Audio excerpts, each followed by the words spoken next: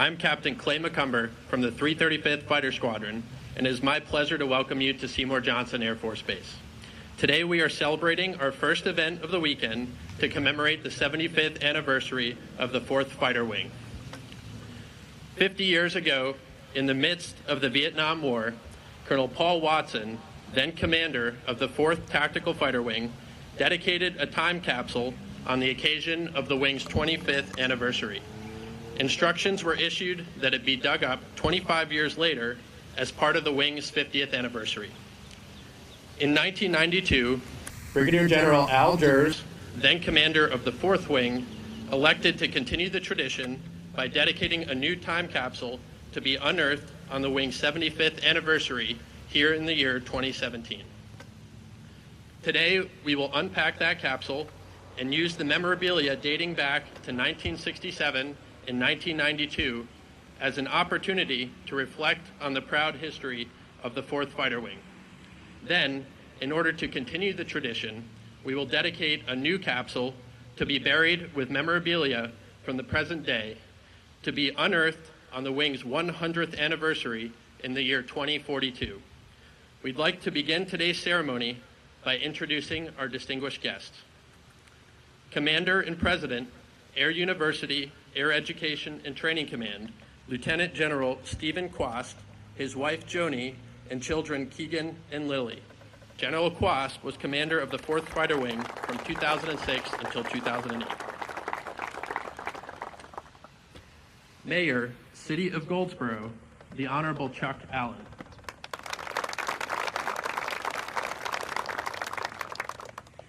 Director, United States Air Forces in Europe, United Kingdom, Brigadier General Mark Slocum. General Slocum was commander of the 4th Fighter Wing from 2014 to 2016.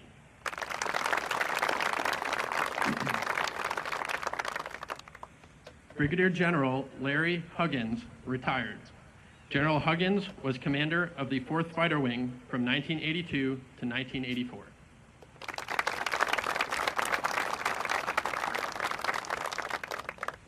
County Commissioner, Wayne County, Mr. Bill Pate.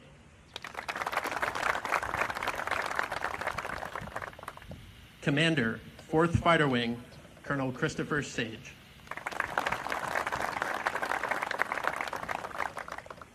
Vice Commander, 4th Fighter Wing, Colonel Brian Armstrong.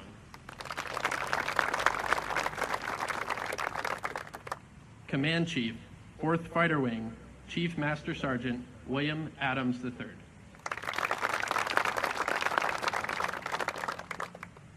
Chairman, Military Affairs Committee, Dr. Scott Lefevers. Lastly, from the Military Affairs Committee, Mr. Bob Hill with his wife Linda. Mr. Hill was present at the time capsule ceremony in 1967 and has spearheaded the effort to continue this fun and unique tradition.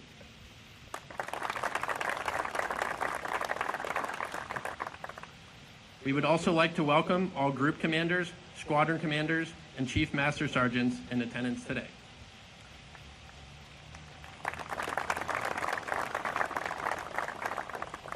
Thank you all for your presence and support of this milestone celebration.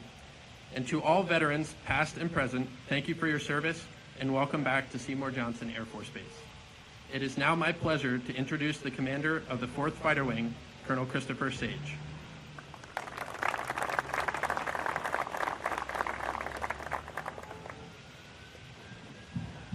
Good morning. General and Mrs. Quast, Keegan and Lily, Mayor Allen, General Slocum, Commissioner Pate, General Huggins, Dr. Lefevers, Mr. Hill, members and guests of the 4th Fighter Wing, and citizens of the City of Goldsboro in Wayne County. Thank you for making the trip here today. As you can see, normal operations continue here at Seymour Johnson as our firefighters are responding to an alarm. Well, I feel truly honored to stand before you today as we celebrate 75 years of the 4th Fighter Wing. Activated in England on September 12, 1942, this wing was recognized 5 years before the United States Air Force became an autonomous branch. We're a wing with a proud heritage in a long list of notable aerial achievements. There's a reason why the wing motto is fourth but first. The fourth wing was the first to penetrate German airspace during World War II and the first to accompany bombers all the way to Berlin. We were the first to shoot down a German Me-262 jet fighter in aerial combat. In 1951, Captain James Jabaro of the 334th Fighter Interceptor Squadron became the first jet ace. The wing was the first to convert to the F-105 Thunder Chief, the first to convert to the Strike Eagle, and was one of the first to react to Iraq's invasion of Kuwait in August of 1990. And finally, in 2011, the 4th Fighter Wing was awarded the first ever Doolittle Award from the Air Force Historical Foundations for their contribution to air power. So this weekend is a reminder that our story and our history has always been marked by the courageous actions of patriotic men and women who embody a legacy of service and sacrifice.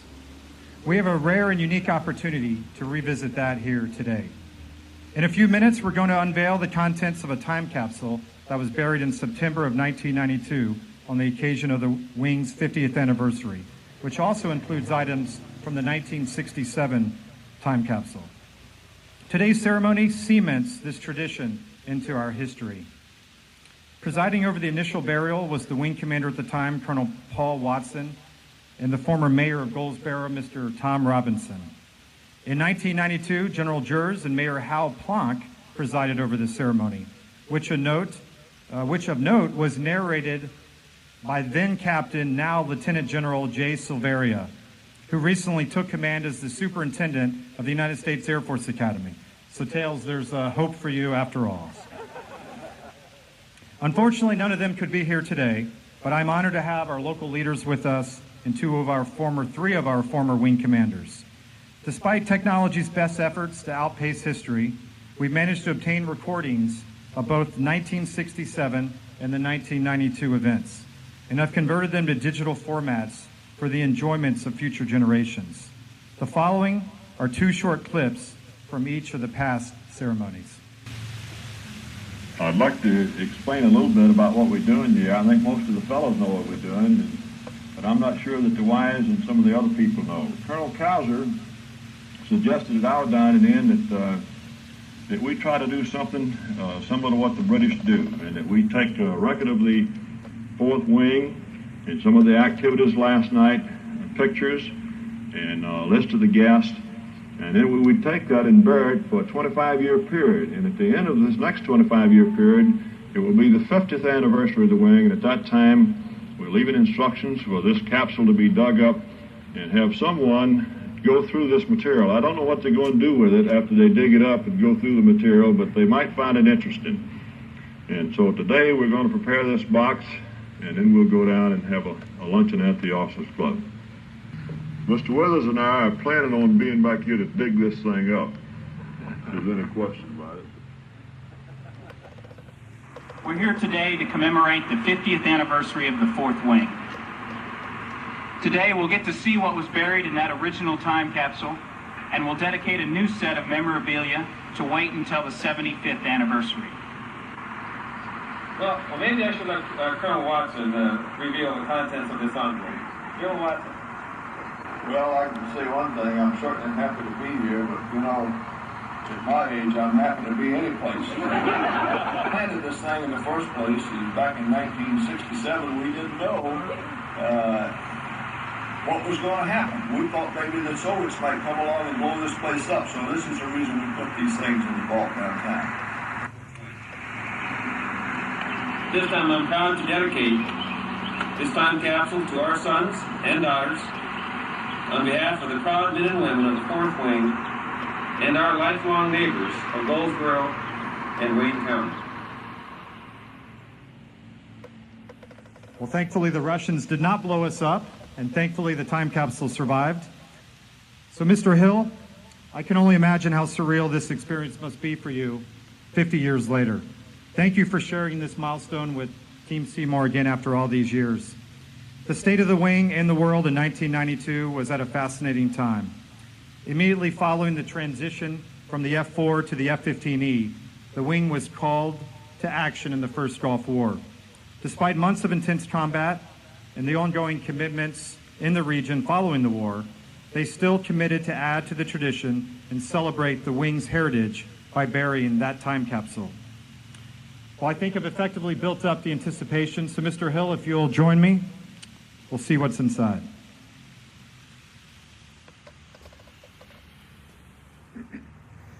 This capsule, buried in 1992, appears to have been decorated by the Maintenance Fabrication Shop.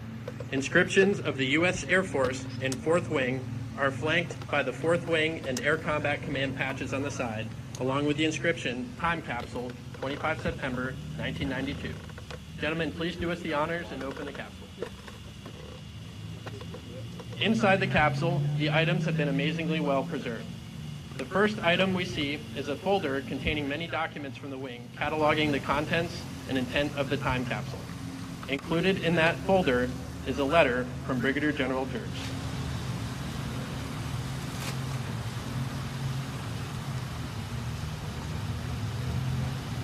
Colonel Sage, would you please read the letter?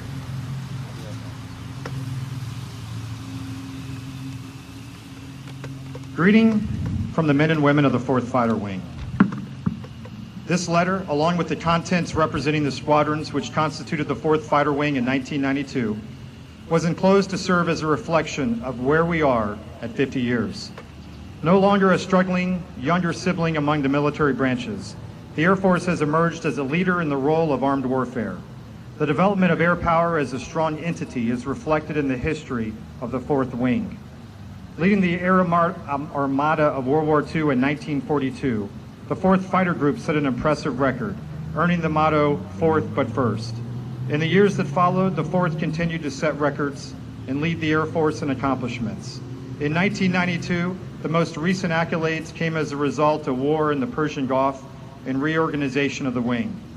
Deploying with the F-15E Strike Eagles in August of 1990, the wing was in the middle of converting to the aircraft. After setting up operations in Oman and then Al-Kharj, Saudi Arabia, the fighters led the attack on Iraq, beginning on 16 January 1991. Amassing an impressive tally of statistics, the 4th Wing returned to Seymour Johnson in March of that year. Within 1 month of return, the wing was tasked to restructure as the first composite wing in the Air Force and added the KC-10 extender to its roster of aircraft. The 4th Wing's success led to the adoption of the new structure throughout the service. In addition to the daily requirements to maintain readiness, the 4th Wing has an ongoing tasking to provide approximately 300 people and 12 Strike Eagles to Saudi Arabia as a protective measure against the regime of Saddam Hussein in Iraq. With a 3-month rotation cycle, some members are going for their 4th deployment since August of 1990. At this time, an even greater challenge is facing the Air Force. Defense cutbacks have reduced money available for the military, forcing a reduction of personnel and a wave of base closures. While the 4th Wing and the location at Seymour Johnson Air Force Base appears secure, the cutbacks do add a degree of insecurity along with the normal stresses of operations. Despite uncertainty and change, the 4th Wing stands poised to go into the 21st century as the forefront of American air power. This time capsule, with its contents from 1992, added to those of 1967, is dedicated to the continued heritage of the men and women of the 4th Wing. May God bless you all. Signed, Eldon W. Gers, Brigadier General, United States Air Force, Commander.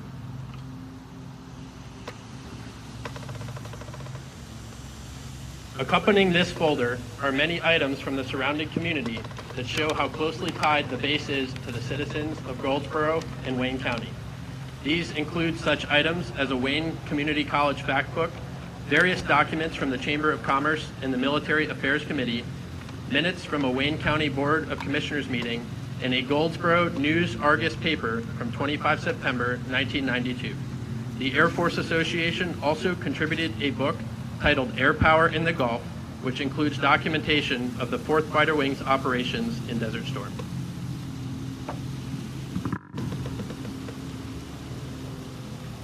Continuing into the capsule, we find several packets contributed by the many units of the 4th Wing. Note that at the time, the 4th Wing was a combined wing that included both the fighter squadrons and KC-10 tanker squadrons under the same leadership.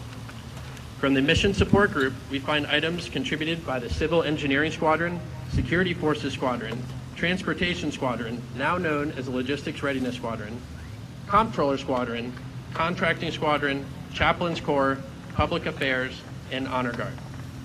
The packets contain a variety of documents and photographs detailing functions and histories of each unit. Some unique items include a Security Forces beret, several rounds of ammunition used by the base Honor Guard at ceremonies requiring military honors, and a Desert Storm Bible distributed by U.S. CENTCOM, inscribed with notes written by the chapel community.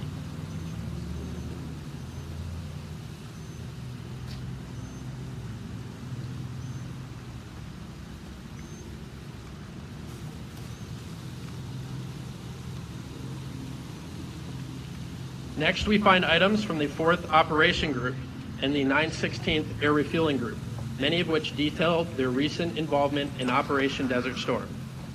We find packets from the 911th Air Refueling Squadron, the 344th Air Refueling Squadron, the 4th OSS, the 334th, 335th, and 336 Fighter Squadrons.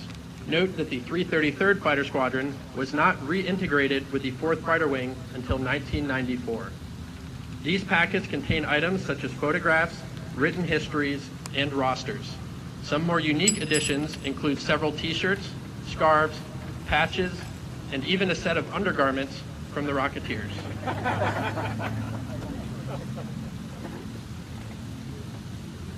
Not going to touch those.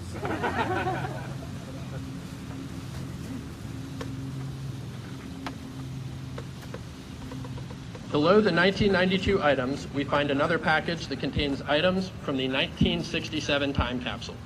These items were displayed to the crowd at the 1992 ceremony, then repacked in the new capsule. The first and most obvious item is a model of an F-4 Phantom operated by the 4th Fighter Wing from 1967 until it began the transition to the F-15E in 1988. Next, we see a roster of the entire 4th TAC Fighter Wing, along with many photographs of wing leadership, the various squadron patches, and even a few cutting-edge color photos of the brand new F-4D Phantoms. Also included are several newspapers from both the base and the Goldsboro community. With social security numbers.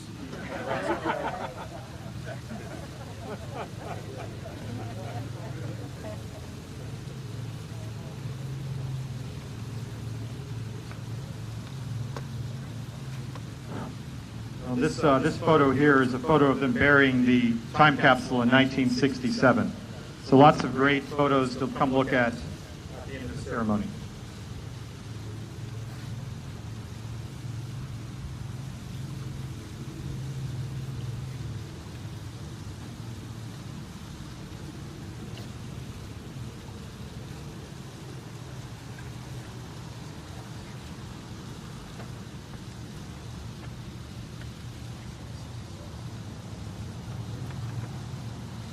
Well, they tell me if you live long enough, you'll likely enjoy a good day out at Seymour Johnson Air Force Base.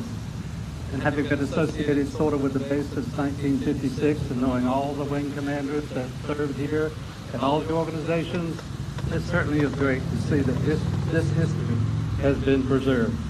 And as most of you know, Soundscope was the vehicle that did the recording for the 67th anniversary. And that's been going on all these years. By the way, as a side note, the Seymour Johnson newspaper, when it first started, was called the Seymour Scope. And somebody along the way decided to drop the Seymour, and that didn't work. So then they decided, well, Seymour doesn't mean anything, just a scope, so that now it's the right time. So it's always good to keep up with what's going on. And I just wanted to say that it's been a pleasure being here and being on this side of the street for a change. And in final thing, I've been associated with Seymour Johnson all my life from the very beginning in '42. And I found out the other day that my father was born in 1904, the same year that Seymour Johnson was born. So therefore, I feel honored in that my father gave me life, and Seymour Johnson gave me purpose. And without the support and hope of Linda Daniels Hill, none of this would have happened to me. Thank you.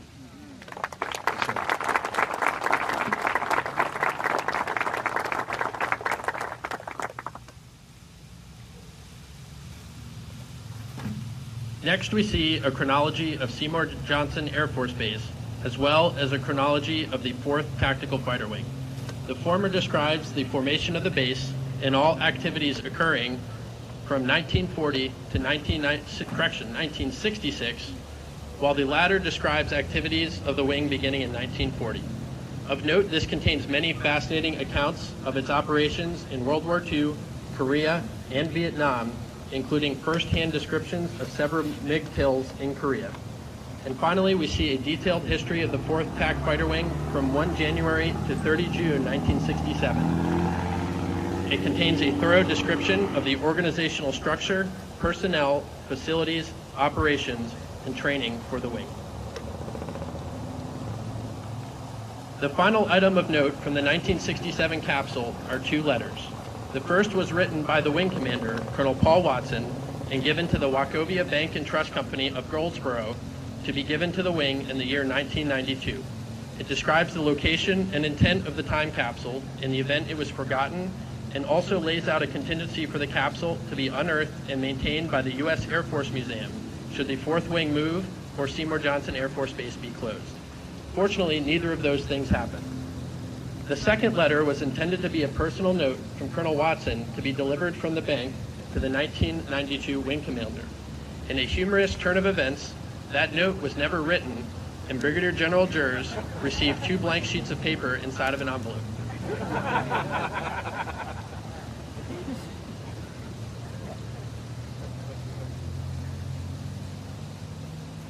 Following this weekend, we will continue this tradition by burying a new time capsule to be dug up on September 25th, 2042, on the wing's 100th anniversary.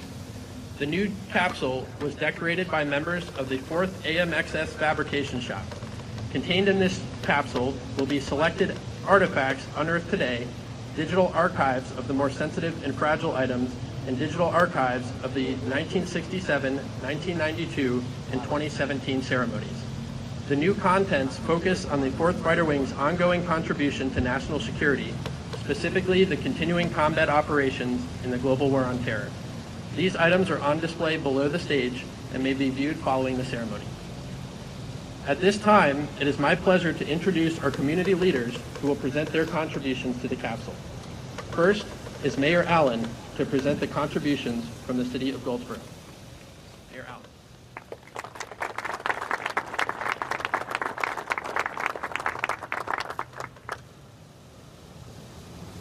Good morning, everyone. It's my honor and my pleasure to be here this morning. General Huggins, we're glad to have you here. I do have to welcome back 2 of my favorite active generals. General Quasis, you're at home. We're always glad to have you. Jonah, you look just as good or better than when you left. Keeping Steve straight's been good for you. Keegan, Lily, when y'all left, y'all were like that. You've turned into awesome young adults. I'm glad you're still hanging out with your parents. They are pretty cool. It'd be probably fun to hang out with them some. So we're just glad to have you here. Slopes, it's always good to have you here at home. General Slocum is the one that taught me what it's a little bit of math. He taught me what power triangle was. Everything we would talk about, he'd say the power triangle, the power triangle. And finally one day I looked at him and like, Slopes, I missed that class in school. What is a power triangle? And he looked at me with that look only General Slocum can give you. And he said, Chuck, it's the city, the county, and the base. That's the power triangle. And I'm like, oh, okay, I get it now. But it took me a few conversations with General Slocum to get that. But anyway, I do, on behalf of the City Council, the citizens of Goldsboro, I just want to say I'm happy to be here. I'm happy. I look forward to the 100th anniversary.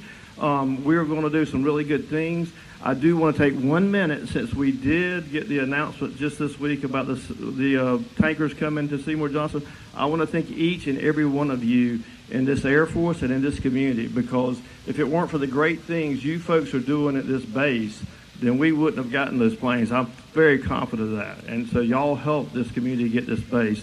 One other point, that the last several folks that have been here as commander have all left to be generals. And we have hope that we're going to keep Forrest in line for that. We're working hard to be sure he gets there. So, Forrest, I think there is hope for you. But I do just want, on behalf of the city, thank everybody. Now, as far as what we're putting in the time capsule, to being the great mayor that I am, last night at 5:30, I asked the city manager, hey, what are we putting in the time capsule tomorrow? And he said, I don't know, but I'll have you something in the morning. And my hope is he's out in this audience, and he has me something that we're going to put in this time capsule. And when he gives it to me, then I'll be able to tell y'all what it is. So that's my story on the time capsule. But I'm sure we have good stuff because he never lets us down. But with that, I'll turn it back over. And I just want to thank all of you for making this community the great community that it is. And welcome home, generals.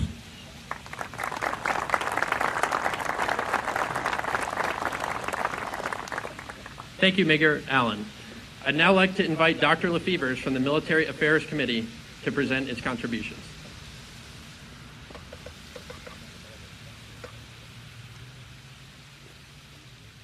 Good morning. So I'm Scott Lefevers. I'm the chairman of the Military Affairs Committee. And for those of you who haven't heard of us, we're a group within the Wayne County Chamber of Commerce with a mission to maintain and improve our relationship with the base and the community. First, I want to thank Colonel Sage for you and your leadership team for putting all this together. I know it's a big feat, and it's an honor to serve with you and to help support you and your airmen. But we've selected 9 things to go into the capsule, and I'm going to go through each one of them as quickly as I can for you. So the first one's a MAC coin. It represents the strong bond between the base and the Military Affairs Committee. The second one is a group photo of the members of the Military Affairs Committee during the change of command in 2016, when then Colonel Slocum relinquished command to Colonel Sage. A copy of the geocaching, I hope I'm saying that right, project booklet from the Wayne County Chamber of Commerce Leadership Wayne County program, highlighting over 50 geocaching sites throughout Wayne County and its rich history. A copy of the Goldsboro News Argus dated September 12th, 2017, with a feature article on this 75th anniversary. Also a copy of the Wayne County Chamber of Commerce Windows of Wayne magazine depicting Wayne County's attractions, businesses, and quality of life opportunities. A copy of the Wayne County Chamber of Commerce annual report highlighting the programs of the Chamber impacting education, military, leadership, government affairs, and workforce development. We also have a copy of the 2017 Wayne Regional Agricultural Fair highlighting agriculture, which is Wayne County's #1 economic driver. We also had to include a basic Wayne County map because it'll be interesting to see how the changes go over the next 25 years. And lastly, we had to put in a phone book because we don't know those are going to be around in 25 years. But anyway, I hope everybody has a safe and fun weekend, but more importantly, a safe and prosperous next 25 years. Thank you.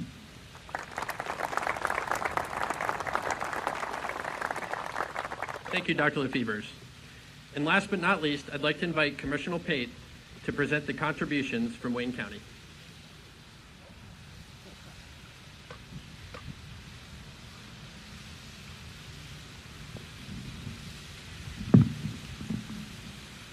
Mayor, my team is a little bit better than yours. We bought our stuff. We were ready today. First, I'd like to thank Colonel Armstrong. There was a ceremony that took place at the same venue yesterday. One I always like to come to, the MIA POW ceremony. It just always impresses me the sacrifices that Americans and troops are willing to make to defend this country. And everybody needs to remember that. And the precision flying at the end, I'm just always amazed at missionary formation. Thank you for letting me be here yesterday. What I brought here today to you is a few mementos of Wayne County. I won't pull it all out. One's a coffee cup. I hope we'll be drinking coffee in 25 years with the county logo on it. Another one's a corn cob that comes from our cooperative extension, which shows the how large agriculture is in this county and what it's meant to this county. But the things that are really important here are, one thing is we've got right now, Craig, is it 28 projects going on? They only got 24 on this one, but our county manager only had 24 and gave me this stuff. And by the way, George Wood will be leaving in December, and Craig Honeycutt will be our new county manager effective January 1. And Commissioner Aycock's back there too. But what we do have in here are those projects that's showing that we're working hard to make Wayne County a better place. And we have pictures of the new Maxwell Center that will open in March and the construction that's going on. We have pictures of the 2 new schools that have already been built and the one that's being built right outside this gate right now.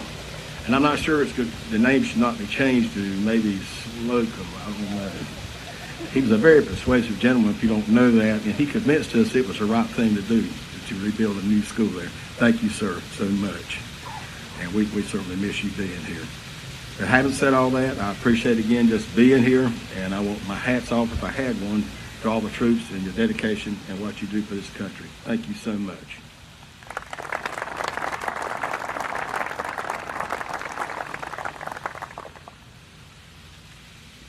Thank you, Mr. Pate.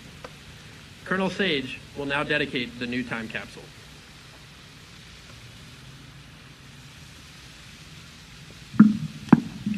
At this time, on behalf of the proud men and women of the 4th Fighter Wing and our lifelong neighbors of Goldsboro and Wayne County, I'm proud to dedicate this time capsule to our sons and daughters who will follow in our footsteps in this great wing.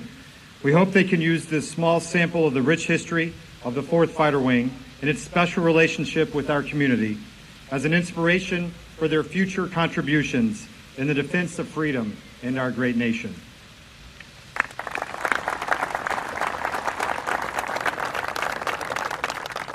As you see today, the relationship that Seymour Johnson has with its neighbors and its surrounding communities is second to none. It is a shining example of the profoundly special bond we in the U.S. military have with those whom we serve. The City of Goldsboro, the Military Affairs Committee, and Wayne County do so much to support the base. So really it's like a square, I guess. You have the MAC in there. It's like a square. Do so much to support the base and those of us who live in and around the community. That our time capsule and the rich history that this wing it represents simply would not be possible without your contributions. We spend a lot of time focused on the future and how best to conquer the challenges that lay ahead, preparing daily for tomorrow's high-end fight. But it's ceremonies like this that are important and even necessary to remind us how far we've come as an Air Force community together. And when we reflect on that journey, we find that our airmen of today aren't too different from the airmen of 50 years ago. Bound by the ideals of freedom and liberty, this wing has served and will continue to serve courageously, paving the way for our future generation of warfighters. Thank you for being here today. Thank you for sharing in this great celebration. We look forward to sharing this base with you over the next 2 days. And may God bless you, may God bless our community, and may God bless our great nation. Thank you very much.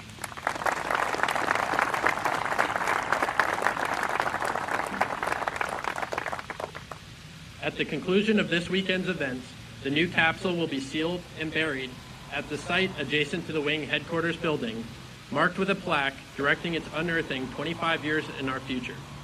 In the meantime, many of today's more fascinating discoveries will be on display at the conclusion of this ceremony below the stage and at tomorrow's anniversary gala. Immediately following this event, we will be commencing the base tours. Escorts are waiting at the base theater behind you. Please make your way to them by 10:10 a.m. to begin the tour. Thank you for attending this morning's ceremony.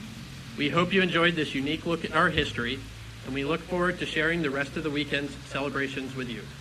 Enjoy your time here on Seymour Johnson Air Force Base, and have a great rest of your morning.